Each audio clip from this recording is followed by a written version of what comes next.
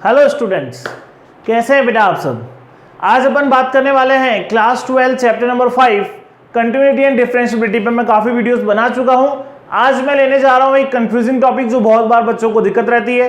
बेटा आज अपन बात करेंगे रोल्स थ्योरम और मीन वैल्यू थ्योरम की। बहुत बारी मैंने देखा है कि बच्चे इसको स्किप कर देते हैं। बेटा स्किप नहीं करना है, कंसेप्ट सीख कर चलो, क्योंकि आप जब आगे जाओगे ना, इंजीनियरिंग मैथमेटिक्स में जाओगे या आप ग्रेजुएशन भी करोगे, तो वहां पर इन थ्योरम्स के आगे एक्सटेंशन काफी ज्यादा है, तो ये अपन को आना चाहिए। ठीक है, चलिए स्टार्ट करते हैं। Rolle's theorem and mean value theorem से अपन बात करना चाह रहे हैं। सबसे पहले बात करेंगे बेटा रोल्स थ्योरम की। ये रोल्स थ्योरम क्या है, यहां से अपन इसको स्टार्ट करते हैं। ठीक है, रोल्स थ्योरम और मीन वैल्यू थ्योरम के बारे में स्टार्ट करेंगे चर्चा। तो let f be a function, कोई भी थ्योरम यहां पर सेटिस्फाई होगी तो उससे पहले उसकी कुछ कंडीशंस है वो अपन को देखनी पड़ेगी। Let f be a function, ठीक है ना, कोई एक फंक्शन है बेटा और f is differentiable in open interval ab, f is continuous in closed interval ab। f जो है वो कैसा फंक्शन है बेटा, डिफरेंशिएबल है किसमें, ओपन इंटरवल ab के अंदर। ab कोई भी दो रियल नंबर्स है, और कैसा फंक्शन है, कंटिन्यूअस है किसमें, ओपन इंटरवल ab के अंदर। ठीक है ना, और एक और condition f of a equals to f of b। तो तीन कंडीशन हो गई कि कोई फंक्शन अगर ये तीन कंडीशन सेटिस्फाई कर रहा है बेटा देन, ठीक है ना। तो अब रोल्स थ्योरम से क्या आता है, पहले तीनों वैल्यू अपनी सेटिस्फाई होनी चाहिए, देन बाय रोल्स थ्योरम, तो रोल्स थ्योरम के हिसाब से देयर एग्जिस्ट ए सी कोई एक रियल नंबर है belonging to open interval A b. ध्यान रखना सी क्या है बेटा, कोई भी एक नंबर है जो ओपन इंटरवल ए बी में बिलोंग कर रहा है, मतलब सी ना तो ए के इक्वल हो सकता है ना बी के इक्वल हो सकता है, such that F dash C is equals to 0। F dash C कितना आएगा बेटा अपने पास में, 0 आएगा। तो कोई भी फंक्शन रोल्स थ्योरम सेटिस्फाई करे उससे पहले तीन बातें उसके अंदर होनी चाहिए। फंक्शन जो है डिफरेंशिएबल होना चाहिए किसमें, ओपन इंटरवल ए बी के अंदर, कंटिन्यूअस होना चाहिए क्लोज इंटरवल ए बी में, एफ ऑफ ए और एफ ऑफ बी इक्वल होना चाहिए। तो रोल्स थ्योरम के हिसाब से ये आएगा। ठीक है ना। अब सर इसका मीनिंग क्या है, तो इसका ज्योमेट्रिकल मीनिंग समझ लेते हैं। तो अब बात करते हैं बेटा इसकी ज्योमेट्रिकल मीनिंग की। ज्योमेट्रिकल मीनिंग कि इसका ज्योमेट्रिकल मीनिंग क्या है, अपन ने ऐसा ही जो लिखा है ना वो कैसे आया है, क्या हुआ है। देखो बेटा अपन एक ग्राफ बनाते हैं, मैंने एक कार्टेशियन प्लेन बनाया और ये मेरी एक्स एक्सिस, ये मेरी वाई एक्सिस। ठीक है, इसके अंदर क्या किया मैंने, कोई ग्राफ बनाया, उस ग्राफ के अंदर मैं इस वाली कंडीशन का ध्यान रखूंगा। ध्यान तो तीनों का ही रखना है, कंटिन्यूअस डिफरेंशिएबल है, मतलब ना तो कोई ब्रेक लाना है ना कोई शार्प एज लाना है ए बी के अंदर। तो मैंने कुछ एक ऐसा ग्राफ बना दिया। ठीक है, ये आपको दिख रहा है कंटिन्यूअस है, कहीं कोई दिक्कत वाली बात नहीं, क्लियर। नेक्स्ट, ए और बी कहाँ माने, इस पॉइंट को मैंने नाम दिया बेटा ए और इस पॉइंट को मैंने नाम दिया अभी बी। ठीक है, ये मैंने इसके ए बी नाम दे दिए। ए बी सबसे पहले अपन ने मान लिया। अब ए बी मानने के बाद अब कंडीशंस पे गौर करेंगे और जो मैंने रोल्स थ्योरम से जो स्टेटमेंट लिखा है उसका ज्योमेट्रिकल मीनिंग समझेंगे। देखो बेटा ये अगर ए हुआ तो एफ ऑफ ए और इस बी के लिए एफ ऑफ बी दोनों ही कैसे हो गए, इक्वल हो गए ना, सेम पॉइंट पे आने वाले, कहीं कोई दिक्कत वाली बात नहीं है। ठीक है, दूसरी बात ए कॉमा बी के ओपन इंटरवल में अगर मैं इन दोनों पॉइंट्स को अगर इंक्लूड नहीं कर रहा हूँ तो कहीं भी कोई शार्प एज नहीं है, क्योंकि अगर मैंने इनको इंक्लूड कर लिया कभी कभी ये प्रॉब्लम हो सकती है कि फंक्शन यहीं से स्टार्ट हो रहा हो। अगर फंक्शन यहीं से स्टार्ट हो रहा होगा ना तो शार्प एज आ जाएगा, फिर उस फंक्शन का क्या होगा, राइट हैंड डेरिवेटिव तो एग्जिस्ट करेगा लेकिन लेफ्ट हैंड डेरिवेटिव एग्जिस्ट नहीं करेगा। इसलिए अपन क्या करते हैं, डिफरेंशिएबिलिटी ओपन इंटरवल में मानते हैं। कंटिन्यूअस कोई दिक्कत नहीं है बेटा, कोई प्रॉब्लम नहीं, कहीं कोई ब्रेक नहीं आ रहा है, तो तीनों कंडीशन सेटिस्फाई हो रही है। तो फिर आता है कि कोई एक सी पॉइंट होगा जो ए और बी के बीच में होगा, सच दैट एफ डैश सी कितना होगा, 0। बेटा ये चीज बताने से पहले मैं आपको एक बात बताऊं कि कोई भी फंक्शन हो, ठीक है ना, कोई भी फंक्शन हो या डिफरेंशिएशन का ज्योमेट्रिकल मीनिंग, देखो ज्योमेट्रिकल मीनिंग ऑफ डिफरेंशिएशन क्या है, ज्योमेट्रिकल मीनिंग ऑफ डेरिवेटिव या डिफरेंशिएशन क्या है, क्या रिप्रेजेंट करता है, स्लोप ऑफ टेंजेंट को। मतलब अगर y equals to f x लिखा हुआ है तो एफ डैश एक्स किसको रिप्रेजेंट करेगा, this implies f dash x is slope of tangent. Tangent के स्लोप को रिप्रेजेंट करेगा, यही काम करेगा। तो यहां पर भी कुछ वही हो रहा है। अब देखो f dash C equals to 0, इसका मतलब इस वाले लाइन का ज्योमेट्रिकल मीनिंग क्या है? This implies slope of tangent is equals to 0। अब बात आती है स्ट्रेट लाइन की। स्ट्रेट लाइन के अंदर अपन ने पढ़ा है कि भाई किसी भी लाइन का स्लोप कितना हो जाए? 0 हो जाए। मतलब वो लाइन कैसी हो गई? किसी भी लाइन का स्लोप 0 है। This implies slope of the line is 0। This implies line is parallel to x axis. कोई भी लाइन अगर बेटा स्लोप अगर उसका 0 हो तो या तो वो खुद एक्स एक्सिस होगी या फिर क्या होगी? वो एक्स एक्सिस के पैरेलल होगी। तो यहाँ थोड़ा सा ध्यान दें, अगर मैं सी पॉइंट को यहाँ मानूं और यहाँ अगर मैं एक टेंजेंट खींच दूं बेटा, तो ये वो लाइन आएगी जिसका स्लोप कितना है? 0। मतलब अगर इस पॉइंट पे, अगर ये अपना पॉइंट सी है मान लीजिए, तो इस पॉइंट पे मेरा एफ डैश सी, जिसको अपन ज्योमेट्रिकली स्लोप बोलते हैं, वो कितना है? यहाँ पर 0 है। और मुझे यही काम करना था। मैंने क्या बता दिया? इसका स्लोप यहाँ पर 0 बता दिया। समझ में आ गई बात? ठीक है ना। तो ये अपना बहुत बेसिक सा कंसेप्ट है कि भाई कोई भी फंक्शन अगर कंटिन्यूअस है, डिफरेंशिएबल है a, b के अंदर, और जहाँ एफ ऑफ ए और एफ ऑफ बी बराबर हो रहा है, तो उस फंक्शन के लिए कोई एक पॉइंट सी एग्जिस्ट करेगा। अब क्यों एग्जिस्ट कर रहा है तुमको समझ में आ गई ना बात? वो पॉइंट कैसा पॉइंट है कि अगर मैंने उस पॉइंट पे टेंजेंट खींच दी तो उस टेंजेंट का स्लोप कितना आएगा? 0। क्यों 0 आ रहा है? वो टेंजेंट किसके पैरेलल आ रही है? एक्स एक्सिस के पैरेलल आ रही है। समझ में आ गई बात? इसको रोल्स थ्योरम बोलते हैं और कुछ नहीं, बहुत ईजी सा है। ठीक है ना। अब मीन वैल्यू थ्योरम जो है वो इसी का एक्सटेंशन है, या समझ लो भाई इसमें एक चीज कम कर देना। अगर मैं ये वाली चीज हटा दूंगा तो क्या आ जाएगी? तुम्हारी मीन वैल्यू थ्योरम आ जाएगी। और जब ये वाली चीज नहीं होगी तो यहाँ सेम पॉइंट पे आना जरूरी नहीं है। हो सकता है ए आपका यहाँ हो, बी आपका यहाँ हो। ठीक है ना। चलिए फिर अभी वही वाली चीज देखेंगे। अब क्लियर? ये आपका क्या बन गया? यहाँ पर रोल्स थ्योरम का पूरा काम खत्म हो गया। अब अपन आगे बढ़ते हैं मीन वैल्यू थ्योरम की तरफ। अब बात करेंगे बेटा मीन वैल्यू थ्योरम की और फिर मैं आपको कुछ क्वेश्चंस भी बता दूंगा भाई सॉल्व कैसे करने हैं, वो तो जरूरी है आपके लिए। चलिए अब बात करते हैं मीन वैल्यू थ्योरम की। So next is mean value theorem. अब जैसा मैंने कहा अभी कि भाई एक कंडीशन कम हो जाएगी, बाकी वो जैसा मैंने लिखा है वो एज इट इज चलेगा, नया कुछ भी नहीं होने वाला है। Let f be any function, f कोई भी एक फंक्शन माना बेटा। अब कंडीशन क्या है इसके लिए? केवल 2 ही condition. Number 1, F is continuous in A B and F is differentiable in open interval A B. अगर ये 2 कंडीशन ट्रू है देन देयर एग्जिस्ट, ठीक है ना, ये साइन किसका है भाई? देयर एग्जिस्ट का। There exist a C belonging to A comma B such that F dash C equals to F B minus F A upon B minus A. पहले क्या था कि बी और ए दोनों इक्वल आ रहे थे ना, F B F A equal आ रहे थे, तो एफ डैश सी कितना आ रहा था? 0 आ रहा था। इस बार ये कुछ ऐसा आएगा। अब कैसा आएगा? चलिए इसकी बात कर लेते हैं ज्योमेट्रिकल मीनिंग की। अब अपन आ जाते हैं ज्योमेट्रिकल मीनिंग पे।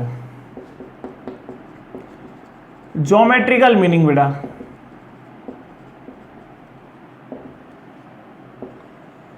देखो पहले वही कार्टेशियन प्लेन बनाया मैंने एक, ये एक्स एक्सिस, ये वाई एक्सिस, इसके बीच में अपन को कोई भी ग्राफ बनाना है। ठीक है ना। एक ग्राफ बना लेते हैं कोई सा भी। ये मैंने इसके अंदर अभी एक ये ग्राफ बना लिया। क्लियर? अब मेरे इस बार जो कंडीशन में एफ ए और एफ बी का बराबर होना जरूरी नहीं है ना, मैं कहीं भी मान सकता हूँ। तो मैंने क्या किया? मैंने यहाँ माना मेरा ए, ठीक है, और मैंने यहाँ माना मेरा बी, और मैं इसको भी एक्सटेंड कर देता हूँ थोड़ा सा। अब समझेंगे, ये मैंने ए और बी मान लिया। अब एफ डैश सी मतलब क्या है? मतलब ज्योमेट्रिकल मीनिंग तो वही है कि सी पॉइंट के ऊपर मैं क्या निकाल रहा हूं? स्लोप किसका? टेंजेंट का। मान लो ये सी पॉइंट तुम्हारा यहां है, ठीक है। तो यहां पर अगर मैंने एक टेंजेंट खींची बेटा, ये मैंने यहां पर क्या खींच दी? एक टेंजेंट खींच दी। ये मेरा कौन सा पॉइंट है? सी पॉइंट है, ठीक है। तो एफ डैश सी किसको रिप्रेजेंट कर रहा है? इस टेंजेंट के स्लोप को रिप्रेजेंट कर रहा है। अब समझना, यहां पर इसको मैंने ए नाम दिया है, तो इस ए के करस्पॉन्डिंगली यहां मुझे क्या मिलेगा? एफ ऑफ ए। यहां मैंने बी नाम दिया है, तो इस बी के करस्पॉन्डिंगली मुझे कौन मिलेगा? F of b. यहाँ जो वैल्यू है बेटा वो पॉइंट हो गया a comma F of A, ये वाला पॉइंट हो गया b comma F of B. इन दोनों को ज्वाइन कर दो, क्या देखने को मिलेगा, थोड़ा सा ध्यान दें कि जो ये लाइन मैंने बनाई है और ये लाइन जो मैंने बनाई है दोनों आपस में कैसी है, पैरेलल। दो पैरेलल लाइंस का स्लोप हमेशा कैसा होता है, इक्वल। ये टेंजेंट है पॉइंट सी पर, ठीक है ना। अगर ये टेंजेंट है पॉइंट सी पर, इसका स्लोप कौन होगा, f dash c. Geometrical meaning of derivative क्या कहता है भाई, एफ डैश एक्स किसको रिप्रेजेंट करता है, slope of the tangent at that point. तो सी पॉइंट पे उसके स्लोप को रिप्रेजेंट कर रहा है। अब इसका स्लोप इसके इक्वल होना चाहिए। ये क्या है बेटा, एक लाइन है जिसके 2 पॉइंट पता है। लाइन के अगर 2 पॉइंट पता हो तो उसका स्लोप कैसे लिखते हैं, y2 minus y1 upon x2 minus x1। तो y2 minus y1 upon x2 minus x1, ये आ गई बात अपनी खत्म। और यही मेरे को यहाँ एफ डैश सी के लिए बोल रखा है, समझ में आ गई ना बात। तो मीन वैल्यू थ्योरम क्या है, ये दो कंडीशन अगर सेटिस्फाई हो रही है तो मीन वैल्यू थ्योरम के हिसाब से एक सी एग्जिस्ट करेगा, ओपन इंटरवल में एग्जिस्ट करेगा, ध्यान रखना, सच दैट ये कंडीशन अपनी कैसी होगी, ट्रू होगी। समझ में आ गई बात, क्लियर। तो ये मैंने आपको दोनों थ्योरम्स एक्सप्लेन कर दिए। अब मैं आपके सामने कुछ क्वेश्चंस रखने वाला हूं जो इन दोनों थ्योरम से रिलेटेड है। चलिए आगे आ जाते बेटा, इनसे रिलेटेड कुछ क्वेश्चंस देख लेते हैं कि जो बोर्ड एग्जाम में अपना क्वेश्चन आता है वेरिफिकेशन का, 4 में आता है, 2 में आता है, किसे भी आ सकता है, verify Rolle's theorem, verify mean value theorem. तो क्या करना है, इसके लिए क्या करेंगे, आप कुछ जनरल जो कंटिन्यूअस और डिफरेंशिएबल फंक्शन है वो आप याद रखेंगे, क्योंकि ये दो कंडीशन कभी आपको प्रूफ नहीं करनी होती है एग्जाम के अंदर। जैसे पॉलिनोमियल फंक्शन है, जैसे ट्रिग्नोमेट्रिक फंक्शन है, आपको पता है साइन कॉस कैसे फंक्शन है, ऑलवेज कंटिन्यूअस है। पॉलिनोमियल फंक्शन कैसे फंक्शन है, ऑलवेज कंटिन्यूअस है। तो उनको प्रूव नहीं करना है, बस एक लाइन लिखनी है, since polynomial function is everywhere continuous and differentiable so they are continuous in the open interval and close interval. जो भी अपनी कंडीशन होगी, मैं आपको कुछ क्वेश्चन सॉल्व करके बताता हूँ। एक मैं आपके सामने रोल्स थ्योरम का भी रखूंगा, एक मैं आपके सामने मीन वैल्यू थ्योरम का भी रखूंगा, दोनों का एक एक क्वेश्चन रखूंगा मैं, ठीक है। चलिए बात करते हैं बेटा, अपने पास में क्वेश्चन है, एनसीईआरटी से ही लेंगे, exercise 5.8 question number 1। Function is given as x square plus 2x minus 8 and x belongs to -4 to 2, ये अपन को दे रखा है। और अपन को इसके लिए क्या करना है, वेरिफिकेशन करना है, किसका करना है, रोल्स थ्योरम का करना है। तो पहले बात करेंगे रोल्स थ्योरम की, फिर अगला क्वेश्चन अपन लेंगे मीन वैल्यू थ्योरम पे, ठीक है ना। देखिए बेटा, फंक्शन है अपने पास में, पहली कंडीशन क्या करना है, कंटिन्यूअस एंड डिफरेंशिएबल। फंक्शन कैसा आया है, polynomial. Since f(x) is a polynomial function, जो फंक्शन हमेशा कंटिन्यूअस और डिफरेंशिएबल होते हैं उनको प्रूव नहीं करना है। Since f(x) is a polynomial function which is everywhere continuous and differentiable, so f(x) is continuous in close bracket 4,2 and differentiable in open bracket -4,2। तो पहला काम यही था, मैंने इसको क्या कर दिया, मैंने इसको प्रूव कर दिया कि कंटिन्यूअस भी है और डिफरेंशिएबल भी है। नंबर 2 मैं बात कर रहा हूं यहां पर रोल्स थ्योरम की, ध्यान रखना। तो रोल्स थ्योरम में क्या करना है, f of a equals to f of b। Now f of a मतलब f of -4, f of -4 निकाला बेटा, ये आ गया -4 का स्क्वायर, 2 इंटू -4 -8, कितना हो गया भाई, 0 हो रहा है ये तो, ठीक है। f of 2 का स्क्वायर प्लस 2 इंटू 2 -8, ये भी कितना हो रहा है, 0। अच्छा ये ध्यान रखना कि भाई 0 आना जरूरी नहीं है, इक्वल आना जरूरी है। This implies f of -4 equals to f of 2। ये कुछ भी आ सकता है, दोनों 1 आ सकते हैं, हाफ आ सकते हैं, 3/4 आ सकता है, कुछ भी आ सकता है ना, उससे आपको दिक्कत नहीं है। आपके दोनों कैसे आने चाहिए, बस इक्वल आने चाहिए। This implies there exist SC, condition satisfy हो गई। यहां मैंने इसको कंटिन्यूअस ले लिया, डिफरेंशिएबल ले लिया, f of a equals to f of b आ गया। This implies there exist SC such that C एक एग्जिस्ट करेगा, such that f dash c equals to 0। f dash c कैसा आएगा बेटा, 0 आएगा। f dash c करो यहां से, कितना आएगा, 2x plus 2, f dash x हो गया मेरा 2x प्लस 2, इसमें रख दो c, f dash c equals to 2c plus 2, ठीक है ना। ये इसको करा मैंने 0 के इक्वल, तो c कितना आया, -1। अब आपने कंडीशन क्या पढ़ी थी कि जो अपना C है वो किसके बीच में आना चाहिए, इसके बीच में आना चाहिए. This implies -1 belongs to open interval, -4,2 के अंदर बिलोंग कर रहा है, hence Rolle's theorem is verified. या आपने रोल्स थ्योरम का यहाँ पर क्या कर दिया, वेरिफिकेशन कर दिया. समझ में आई बात, ठीक है ना. इजी सा है, ज़्यादा दिक्कत वाला काम नहीं. स्टार्टिंग की जो स्टेप्स है वो ऑलमोस्ट सब में क्या रहेगी, सेम रहेगी. ठीक है, चलिए अब आपको एक मीन वैल्यू थ्योरम का भी बता देते हैं. अब अपन नेक्स्ट ले लेते हैं बेटा मीन वैल्यू थ्योरम का. तो एक और क्वेश्चन ले लेंगे एक्सरसाइज 5.8 से ही मीन वैल्यू थ्योरम का एक डिस्कशन और कर लेते हैं ताकि आपको ये बिल्कुल क्लियर हो जाए. CBSE के अंदर एक्सरसाइज 5.8 चैप्टर नंबर 5 के अंदर दे रखा है. बाकी बच्चे देख सकते हैं इसको जेई वगैरह के हिसाब से कहीं भी पढ़ो. अच्छा क्वेश्चन है. Question number 5 exercise 5.8 according to CBSE. Function given है बेटा. अच्छा क्वेश्चन है, ध्यान से देखें. x³ minus 5x² minus 3x और इंटरवल दे रखा है 1 से लेकर 3 के बीच में. अपन को वही फाइंड करना है, C फाइंड करना है और वेरीफाई क्या करनी है, मीन वैल्यू थ्योरम वेरीफाई करनी है. स्टार्टिंग के स्टेप्स बिल्कुल सेम रहेगी. Since f(x) is a polynomial function, so it is everywhere continuous and differentiable.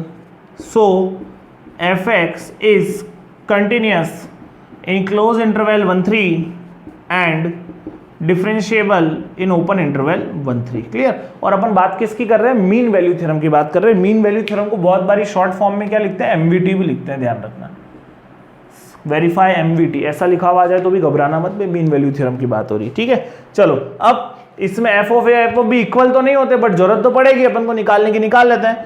f of a f of 1 का क्यूब माइनस 5 इंटू 1 का स्क्वायर -3 कितना हो रहा है बेटा, -7 हो रहा है.